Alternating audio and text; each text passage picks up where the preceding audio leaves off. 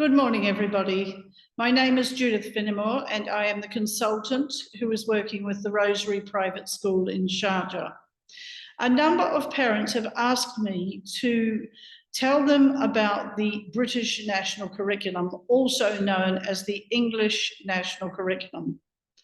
This is the curriculum that the Rosary private school is licensed to teach as a foreign curriculum school. Recently, we were inspected, and the chief inspector commented that she was coming to see how well the Rosary private school complied with the requirements of the British National Curriculum. So we do not just teach any subjects in the medium of English. We have a particular curriculum which is laid down, and we must deliver it. So a few little bits and pieces to start with. How long has the British National Curriculum been around? It has been around since 1988. It took approximately 5 years before that to design it and make sure that it was in all respects at the level that was expected and that it would work. So it was not thrown into place for schools to work out how they were going to manage it. As such, it is a highly prescriptive curriculum. That means that every single standard the children have to meet is set out. There is no adding pieces to it, particularly not in the core subjects of English, maths, and science. Although in the UAE, there are some parts of it that we remove because they would not be appropriate for this country. Why was it developed? It was developed during the time of Margaret Thatcher, who was then the Prime Minister of Great Britain. And she found that schools were making up an awful lot of things that caused great disquiet in the community, in things that they were teaching, without going into examples. And she also found that when children moved between schools, they were at a disadvantage because, let's say they moved from year 3 to another year 3 class from London to the north of England, they would not be able to fit in or slot in to the same materials. They were doing something entirely different. And that led to breaks in children's education. So the national curriculum got rid of these other things that were in the curriculum that Mrs. Thatcher and a lot of us were not happy with. And it also meant that children could move around different places in the country and from school to school, and they would still be doing the same standards in the same year. So there was a great deal of educational expertise, but there was also a lot of consultation with schools. So, for example, I was involved in the consultation for the history and geography part of it, the humanities we call it. So they didn't just wing it in from the government, it was actually done in consultation with the schools and what we knew would be the appropriate standards for each particular year level. Now, we don't talk about grades in the British National Curriculum, we talk about years. So it goes all the way from foundation stage all the way to year 13, not grades. So I know that the Rosary School has changed that terminology in the last year, and some of you are possibly a little confused about it. Do we deliver a curriculum which is the same as the national curriculum? I've already mentioned that there are some adaptations which are made for the fact that we live in the United Arab Emirates, and that certain things that would be required in England, such as religious education that all children there must do until they are age 16, that looks at all religions, not just the predominant faith, then that is not delivered here. That's not allowed to be delivered. Neither is the compulsory sex education or drugs education, which is also required of the United Kingdom. Citizenship is also not delivered here because they would have to learn about citizenship rules for the UK. And we don't live there, so there's not very much point. So how is it organised? Let me show you a diagram which actually sets this out. And the part which is in the red box is the part that we're really concentrating on now. So there is the EYFS, which has normally nursery, very young children, often babies at that level, reception, and it goes right the way through to what we have, which is FS2. Now that is called early years foundation stage, or as you'll see over the door of the foundation stage block, just foundation stage. And its curriculum is also part of this and is highly prescriptive of the standards that children must meet by the time they have finished FS2.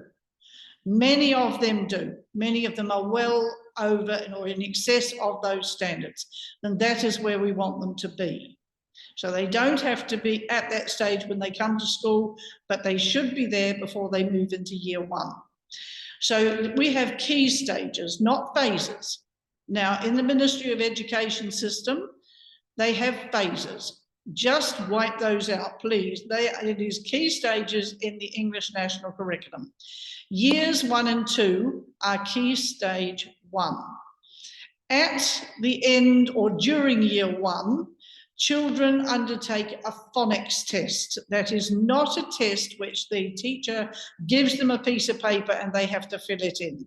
It is where they stand next to the teacher and they pronounce some words, so the teacher knows that they are actually picking up the sounds that are associated with making words. It is easy. There is no revision required. At the end of year 2, there are things called standardized achievement tests. But you again do not need to punish your child by making them revise or putting them in front of a private tutor, because the questions are very easy, very, very easy. On one page will be 5 fingers on a hand and the children have to count how many there are and put the number in a box. That is the level of it. So please do not torture your children by all the ways that parents can do, keeping them up late at night. They are only tested in certain areas. So it is reading is tested, mathematics is tested, and there is a little to do with comprehension as well. That is, do you understand what you're reading? Now, you'll notice that science is actually not in there. That is because all the other subjects have teacher assessment. Now, when we're talking about assessment at Key Stage 1, there is one thing you may have to do, and that is remove marks from your mind. Your child is either meeting the standard, working towards the standard, which means they haven't yet met it, or they are exceeding it. That is all you really need to know. When we start giving marks to children when they are very young, we are setting them up for a pass-fail mentality, and we don't need to have that until they have got to around about year 6. So we try to be a little kinder than many of you may think. They don't need to have marks and definitely don't need to have grades. Now, when you get to year 3, you start Key Stage 2. Key Stage 2 is years 3, 4, 5, and 6. And the ages are generally between about 7 years old through to 11. In here, there is a multiplication tables check, which is conducted in year 4.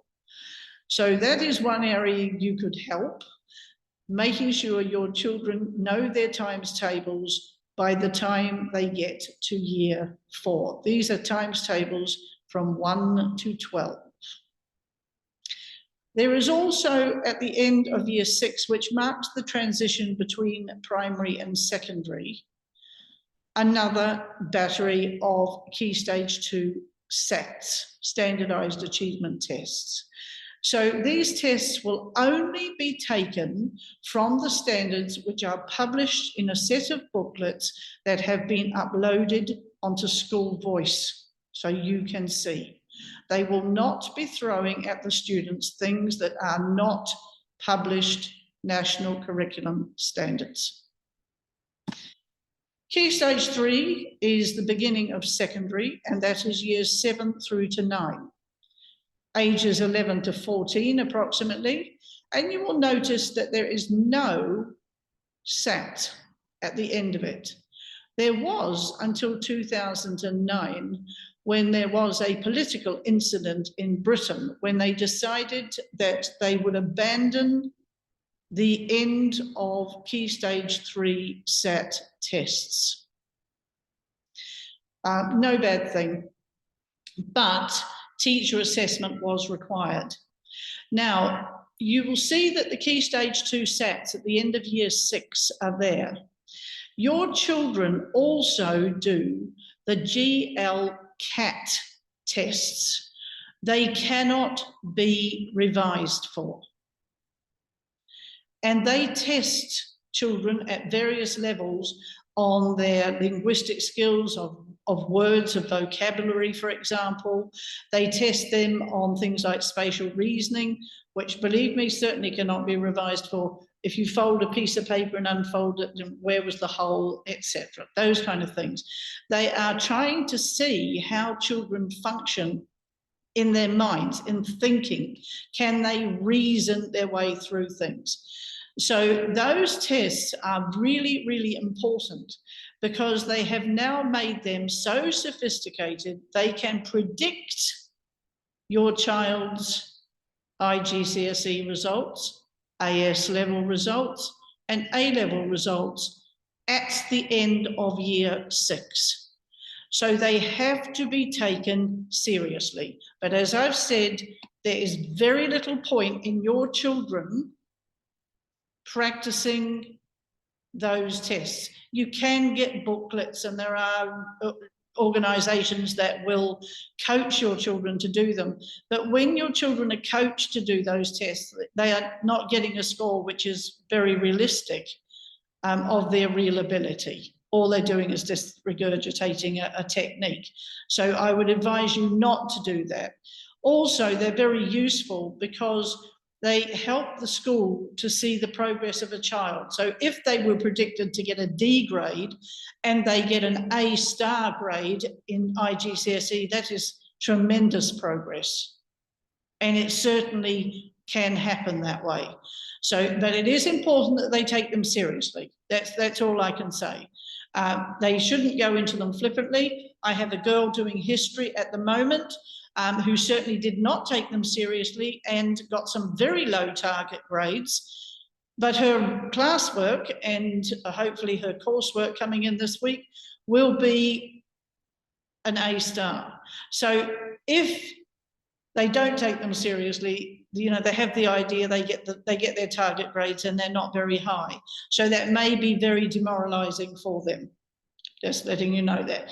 Key Stage 4 and 5 are the most senior grades, and I'm not really dealing with those because this whole business of putting these standards in place has come about because some teachers in year 10 are telling me that they are having to teach the difference between a quarter, a half, and a third to students who are doing IGCSE.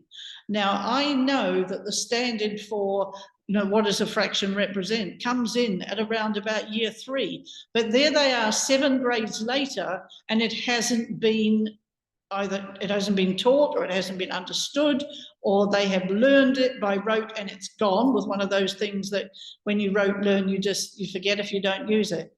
So it is causing an issue. And it could also have a very big impact on their senior examination results. So all these standards that are laid out in the national curriculum are ones that the school expects the students to meet and the teachers to make sure that the children are at. So there is no wriggle room anywhere anywhere around. By the time they get to do exams in year 11, all the things that they would need to know have already been taught at various stages. So there's no assumptions, no just what I learned at school is what I'm now going to do. It is all laid out and specified. All right, so this is what is going up on School Voice. I've designed 3 curriculum booklets. It's Key Stage 1, which remember is years 1 and 2, Key Stage 2, which is 3, 4, 5, and 6, and Key Stage 3, which is 7, 8, and 9. And in each of those booklets, you will find for every single subject are the standards that the children have to be at when they start that key stage, or should be at when they reach that key stage, and where they have to be at the end of each year, or in the case like English, they've divided it into years 4 and 5, and then years 3 and 4, and then 4 and 5 rather. So sometimes it's every year, sometimes it's every couple of years, but they are all specified exactly where they have to be. There's also one which is coming out for foundation stage, which will have a slightly different design to it, but it is going to be up there. And if you're a foundation stage parent, I would ask you, please make sure that you read it. Now, these booklets are approximately 50 sides long, which might sound to be like a great deal of information to take in. I would ask that you read the first few pages of it. There is a section on inclusion, and a section on for the gifted and talented, or the exceptional students, as I call them.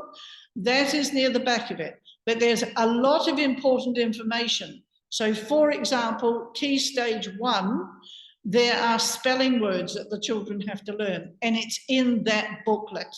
There are spelling rules that they need to learn as well, and little bits of grammar, and it's all in the addenda at the back of your child's relevant key stage booklet. Now, they've not all been put together because, you know, it would just be a bit too much and probably blow the internet. But if you have a child who is currently in year 3, for example, you'll be looking at the Key Stage 2 booklet, and that will have year 2, year 3, year 4, year 5, and year 6 in some cases, because some of the 2 is included in there for subjects like French. Okay, so please look at those. I understand that they are now uploaded on there, and they are in PDF format, so it was going to be flipbook, but I understand that's too hard to read. So it is now in PDF, so you can see it quite easily. Now, the application of the English National Curriculum in the UAE. English, maths and science have to be delivered as they are laid down. There are 1 or 2 exceptions to it. Science is one of those. I don't see any point in the students who live in this part of the world knowing about the wild plants and the flora and fauna, in other words, of the United Kingdom. So they don't need to know about badgers and squirrels. We don't have them. But what they will need to know will be to name the flora and fauna of the UAE. So things like a dove lizard, for example, yes, they would be expected to do that. Things like a camel spider, nasty things, they would have to know that as well, what that looked like. The 4 different vipers, for example, that we've got. We even have mountain lions. 1 or 2 of them. So these things are found in this part of the world, but you don't find mountain lions in the United Kingdom, I can assure you. So that will actually make it more relevant and applied to this part of the world. I'm rather hoping that in September, we will have a kind of section of the school, which is a desert garden. And I'm going to go out and get some wild plants from the desert regions and plant them there, and they will have little tags on them so the students can learn their names, because I don't expect you to take your children out to the desert. That's not always possible. So we will bring the desert garden into the school. So the other subjects, the things that humanities is history and geography, by the way. That is taught from year 6, and there are some differences here. For example, there is some wonderful ancient history in the UAE. For example, the island of Muweilah, where the world's smallest pearl came from. That is not found in any textbook anywhere. Not anywhere, but it's a fabulous story of how that tribe of people came to be on that island, and nobody knows where they went to afterwards. So they do a whole unit of work on that. They look at the fort at Muweilah as well, which is a wonderful site to have a look at the ancient history of this country. So we try to bring in things that are really quite interesting for them. There are elements of the British side of history and geography that we look at as well. For example, the Tudors, and we also look at castles. But a lot of that will be applied to forts in the UAE. So we try to apply it here as much as is possible to make it relevant. Physical education is compulsory. But again, there are certain things that we can and can't do here. We don't currently have a swimming pool in operation, so swimming would not be one of the things we can do. French is taught from year 2 to 7, and we'll be coming back in for the GCSEs starting with year 10 this year. Computing is also compulsory. Now, computing is slightly different from just IT, so it's a lot of practical stuff there. We do art as well in year 7. There is some music as well, and some students also do drama. Now, if you were in England, drama is a compulsory subject, but not everybody can do that here. Then there are the UAE Ministry of Education curriculum requirements that we cannot do anything about. They have to be delivered according to the textbooks that they publish and according to the scheme of work that they publish. So that is not a side that this booklet is really concerned about, except that their teaching program is included in here. Now, here's an example. By the time students enter year 3, students are expected to be able to count in steps of 2, 3, and 5 from 0, and in tens from any number forward and backward. These are from the Key Stage 2 booklet. So remember, Key Stage 2 is years 3, 4, 5, and 6. So by the time they start that Key Stage in year 3, they should be able to do these. Now, it's not just 5 things. This is only part of the page of that. So it sets out what they need to know or be able to do by that time, the start of each key stage, and by the end of each year or part of the key stage, which is the next slide. It is not decided by the school. We do not decide it by looking at the textbooks. Now, I'll talk about textbooks in a moment, because that is something which is a little problematic. So here are, for example, the specific year standards, or a section of them, for year 3. By the end of year 3, students must be able to, all right, so that you can notice that the numbers are a little bit bigger this time. So there is a sequence of learning that goes through from foundation stage that is built on year by year and key stage by key stage. Now you can see why those year 10 teachers who have got issues with what the children cannot do, it is because the foundations, the wall, if you like, and the sequence of learning has not been there. Now it is, or at least now it is known. Okay, so all of those are set out within the booklet. Sometimes they are set out according to different topics as well. So there can be geometry, for example. English is set out according to spelling, grammar, handwriting is still in there as well, and how long that's going to be. But all those skills, the standards are set out in separate topics. So that's just an example of one of the pages. Now, also in the booklets, The teachers and the heads of departments have given me their teaching program. So it's set out by term 1, term 2, term 3. Where you see a term is divided, that's a half term. So half the term is the first square and the other half is the second half of the term. So that goes all the way through year 3, year 4, year 5, year 6. And this is the program that they are going to teach and the topics they're going to teach in order to deliver the standards. That is the most important thing. The teachers have to deliver these national curriculum standards. And there is no wriggle room about that. So the teaching program will be rigorously monitored to make sure that the standards are being delivered. Now, let's say you have a child who's particularly bright and they've mastered the standards already. They do not sit still. They can exceed the standards to the point where, let's say that they're really good at something in year 3, there is no reason why they cannot be starting the year 4 standard. There is no reason whatsoever. So students do not just get to the end of their year and go, right, I'm in year 3, that's all I have to know, so I can sit around and have a holiday. No, the expectation is that all students will meet the standard for their year, and teachers will do everything in their power to make sure that all their students meet that prescribed standard. But there will be, we hope, up to half the students who will actually exceed that prescribed target. So that is perfectly okay, that can happen. All right, so these are the expectations of teachers. They have to deliver the standards by quality teaching. Now, that's one of the reasons why I'm here, to make sure that the quality of the teaching and learning improves.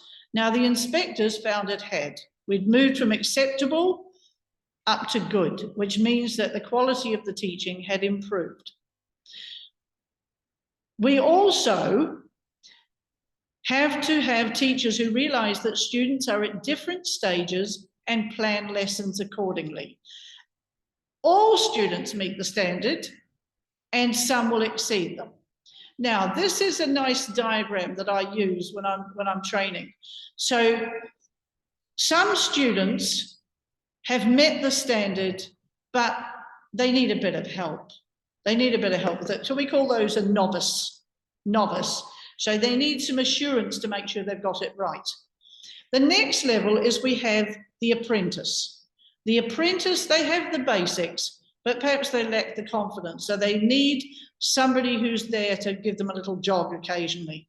Then we have practitioner. The practitioner means they can use it habitually all the time. They don't need any assistance. They can just do it. And then you have the expert. The expert is where we'd like them all to be, if they could, and that is where they're so good at it, they can explain it to somebody else, and even in their own terms. We don't want Polly Parrot. We want them to be able to explain it in their own way, in their own terms. Now, we also want the teachers to notify the Special Educational Needs Department and obtain specialist assistance for any student who, despite the strategies that they put in place to try and help the weaker learners, the novices, they still don't meet the standard. Now, remember I said our expectation is that all students will meet it, but there are sometimes reasons why students do not. But hopefully that will be a very small number of students, because none of these standards are ones that are unmeetable. They are all pretty easy. Remember, they took 5 years to put together. And so they were put together not on the basis of English-speaking children in schools where there were no other nationalities, no other children who didn't speak English well. England is now a very cosmopolitan country, so we have that. My school in London, for example, had 57 nationalities and 62 languages, and many students came to us with no English whatsoever, but they still met the national curriculum standards after a couple of years. So we want the special educational needs department to actually be involved there, helping your child make sure they do reach the standard. And as I've said, teachers will be rigorously monitored, making sure that they deliver the standards and that the students are meeting them. So every few weeks, the teachers of a certain subject, of a certain key stage, will need to meet with me, when they will need to tell me what percentage of their students in their classes are meeting or not meeting the standard, and what they are doing about it. It is not, they just don't get it. Nothing like that is going to happen anymore. So all students at all levels are expected to be challenged. There is even the bright students. They will be challenged, and it will not be giving them extra pages of the same thing to do. That is not a challenge, that is a chore. It's an entirely different word. All right, so what you can do as a parent, please make sure that your child has the standards that are fully in place by the time they reach a key stage. So if, for example, your child is now in year 2, before they start year 3, look through the standards that they are expected to have, which will match the ones for the end of year 2, by the way. And if over the summer you find that there are some of those standards that they are weak at, then I'm pretty sure that as parents, you would be able to cope with that level of mathematics, and you might be able to help them with that as well. So they at least have a little better idea, and there's some way towards meeting as many, if not all, of the targets by the time they enter a key stage. Please check periodically to make sure that your child understands and is meeting the standards for their current year. All right, so that you need to look and say, now the best way to do that is actually not look at their textbooks, not look at their workbooks, because they tend not to be delivering much at all. Ask them, tell me what this is. You know, if I was to cut this apple into quarters, how many pieces would I have? So you can ask them things like that, that make the whole business of learning and understanding so much more natural. Expecting them to memorize the pages of a book is not a good idea at all. It is not safe learning. And that is probably why those year 10s don't remember fractions, because it was just pages of the book. Now, a bit about textbooks. Some subjects here use Cambridge textbooks. That is not a curriculum. The school's license has English National Curriculum on it. Cambridge is a commercial company who have produced a set of textbooks loosely based on the British National Curriculum. English National Curriculum is the same thing, remember. So there are sometimes parts of the English National Curriculum standards that are not included in the textbook, or they are not in sufficient depth. So please understand that your children will sometimes work outside the textbook. Just knowing the textbook is not going to be enough to fully meet the standards. Now, humanities is an example of that. Remember, that will start in year 6. There is no textbook, because there isn't a textbook written about Marawa Island and the Pearl. There is no textbook written about Maniha. So there is enough material on the internet that when the teacher comes to the particular unit of work, say it's on the Tudors, they can produce the materials that the students need to actually use to do that section of the humanities curriculum. So they do not need to learn a textbook. Do not go out and buy them one, please. Okay, so the other thing is assessments. Some of you have been a little concerned that the school has used assessment tests where the questions are not the same as the ones in the textbook. That is another good reason not to use the textbook slavishly. But I can assure you that those curriculum tests are there for a reason. They are the school's way and your way of knowing whether or not your child is truly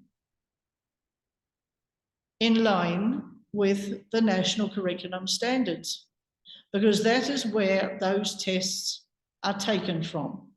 They are not testing material which is outside that. So we are not getting tests from the United States or Singapore or Australia. We are not taking their tests because we are not teaching their curriculum. So in the test, wherever it comes from, it will be based on the English national curriculum and its standards. So if your child is meeting those standards, then they will have no difficulty doing that assessment whatsoever. So the reason for using external tests, well, that came up during the recent inspection as well. When a school designs its own tests, what happens is the teacher designs a test at the level the children may be at, but it is not necessarily where they should be. The expectations are not high enough. So the expectations of the national curriculum are the ones which we are going to adhere to. So the children will all pass the test because the teacher set test will be set lower than where it should be. It's very rarely the other way, because the children may not get high marks, and then of course the teacher gets blamed for it. The other disadvantage of letting the children know what is in the test because it's in the textbook is that they will just memorize it for the short term. We don't want that either. We want learning which sticks. We want those fractions to be still remembered in year 10. We do not want them to be lost simply because the test about fractions was done and we didn't need them anymore. And that is what tends to happen a lot of the time. So when you are getting your children to revise for the test, yes, they will hopefully be using the material which is in their books. They may need some of the textbook material, but you can revisit the standards in their little curriculum booklets as well to say, right, this is what they need to know about geometry and mathematics, for example. That is the material that can be tested, not other stuff. So that is the material that can be tested. Okay, so if your child is really struggling, please don't, keep them up until the early hours of the morning. I'll do another presentation on stress and well-being for students, because this morning, walking through the school, I've come across a young man who clearly did not have more than 1 hour's sleep last night. And it's alarming the number of children who are not getting a good night's sleep. When that happens, they're not up for taking in any standards. Their brain simply doesn't work. Okay, so if your child is really struggling, perhaps English is not their first language, they're just not able to understand any of it whatsoever, please can you let us know? We will pick up a lot of them during the course of teaching. We will pick up a lot of issues. Please do not, when you're contacted, say my child doesn't have a problem. If the school contacts you to say we need to get some assistance for your child, or we are going to help them in the special needs department, please do not take that as your child is totally abnormal. We are here to help. And if your child doesn't get the help, they will not have these strong foundations. Remember building the wall. If part of the wall is shaky at the bottom, what happens to the rest of it? Down it comes. So we don't want that to happen. It may be only short term that your child needs some assistance from special needs. It may be to do with reading, which is a key area. If you can't read, then you can't access any curriculum. So reading may be an area that your child needs to have, say, 3 months help in. And then once they're okay, they're back in their normal class setting. So please accept the help if it's offered. All right, so this is what we hope for finally. We're wanting to kick off the expectations. The expectations are the standards of the English National Curriculum. And hopefully there will be a knock-on effect and your child is going to end up being very successful. Now, if there is any part of this which you have not understood, please contact the school either through through the administration, or else you can contact through the supervisor as well. And I would be happy to meet you to describe the national curriculum in person.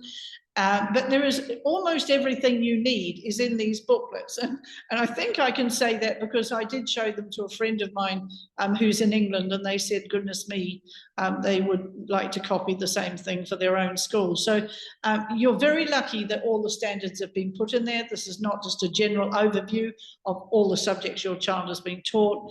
I hope you find it very useful. It is not in Arabic because we are an English medium school. And I realise that could be an issue for one or two of you.